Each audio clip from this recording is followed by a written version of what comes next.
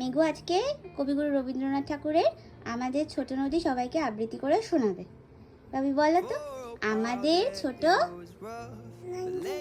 চলে বাকে, বৈশাখ মাসে তার হাঁটু জল, বসে বলো না, বৈশাখ মাসে তার হাঁটু জল থাকে। হ্যাঁ, পার হয়ে যায় গরু, পার হয় দুই ধার উঁচু তার, ঢালু তার, চিকচিক করে সেটা কোথা নাই, দুই ধারে কাশবন ফুলে ফুলে সাদা, ঝিকিমিকি করে সেটা শালিকে ঝাঁক, রাতে ওঠে থেকে থেকে শেয়ালে, রাতে ওঠে থেকে থেকে শেয়ালে। 15ই এপ্রিল মেঘু 16 মাসে পড়েছিল, সেই দিনেরই কবিতা এটা।